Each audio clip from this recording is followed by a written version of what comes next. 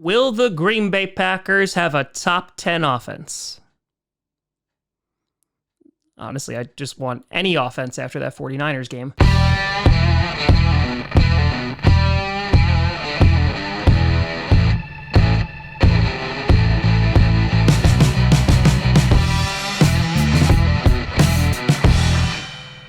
Grossi Posse Packer Nation. Welcome to an episode of Packcast, the podcast where you don't have to be Packers fan, but it sure does help. I'm your host, Tom.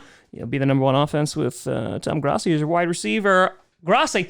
And today we are going to be jumping in to two videos. One will be coming out tomorrow. This one today is going to be focusing on if the Packers are going to have a top 10 offense. I know that this is a topic that there's a lot of feelings about, and there is a lot of doubt about, considering the current form of our wide receiver. We're all gonna die! Ah! And depending on which media you consume, you might think that we just have a whole bunch of people running around and they don't have legs or hands, and we're basically just throwing to a bunch of school children as receivers. But I'm here today to kind of talk about what I think the Packers could do on offense, how things could go in terms of the wide receiver unit, but again, focusing on I think we're just going to have a more balanced offense. But before we get to that, I need to go a little bit back and look at the 2021 season, because that's really going to play a huge part into what the Packers are going to look like in 2022. So in 2021, taking a look at their offensive stats, they were number 10 in overall yards in the league with 6,215 yards. They were number 8 in passing yards with 4,315 yards. The lion's share, of course, going to Davante Adams, who had 1,553 yards, then Allen Lazard at 513, MVS at 430, Aaron Jones at 391, Randall Cobb sitting at 375, and then you had A.J. Dillon with 313 yards. Those were kind of our biggest receivers.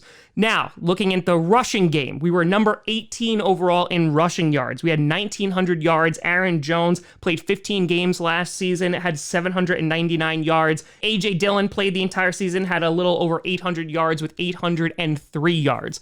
Both of them coming back at full health. We're going to talk about that later in the video, but that will definitely be a huge boost.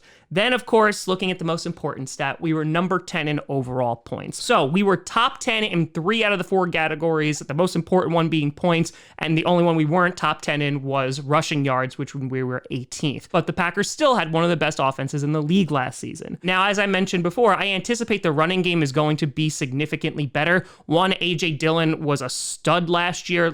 Obviously, he could play receiver just like Aaron Jones can, even though I think Aaron Jones is a little bit more of a talented wide receiver and kind of a better overall player. But A.J. Dillon is still very, very young, and in the 2 seasons that we've had him, he's just gotten better and better as the season has gone along. For example, you talk about the Tennessee Titans game.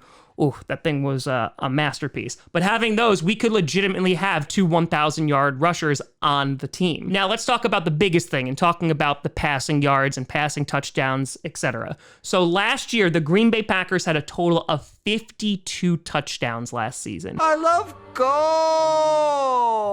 39 came through receiving touchdowns and 13 were rushing TDs.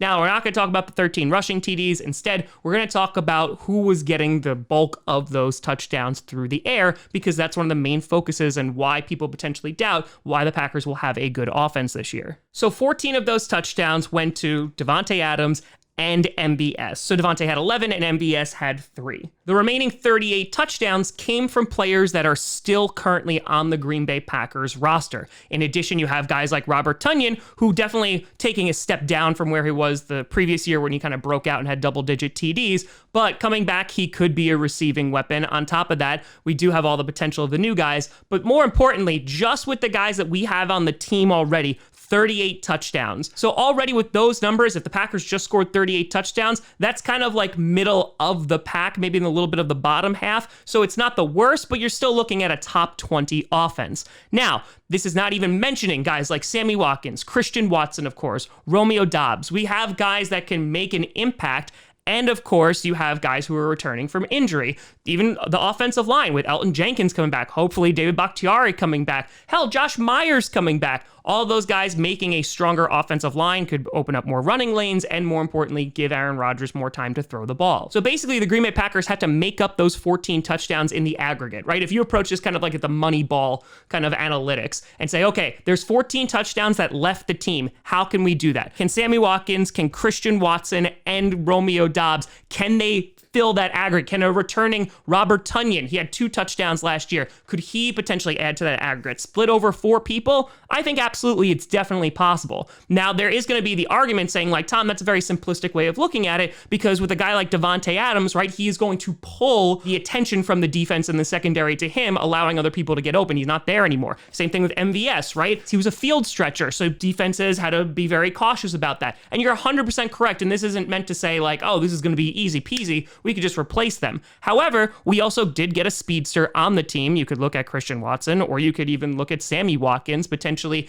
not filling the role of MVS, but at least can stretch the field. But this is also just focusing on the receiving touchdowns, because then we need to look at the running game. And I think the running game could be really good. And yes, it's the Aaron Jones and AJ Dillon show, but I also think a returning Kylan Hill, so very late draft pick from last year's draft, and started looking real good in the preseason, hurdling guys, and he got injured last year. I think that he could potentially provide some really great value to the Packers, just in different packages and schemes. So I think what you're going to start to see happen is there's going to be a shift. So if we were number 18 in rushing yards, for example, last year, I think that that's going to go up a bit, and I think that could go as high as into the top 10. I don't think that's out of the realm of possibility, because I think the Packers have a top 5 running back tandem in the league. So if we're able to get into the top 10 there, and even if we go from number 8 to, let's say, 15, and they just wind up swapping, I think that you still could have a top 10 offense. I think realistically what you're going to have is probably a top 15 offense,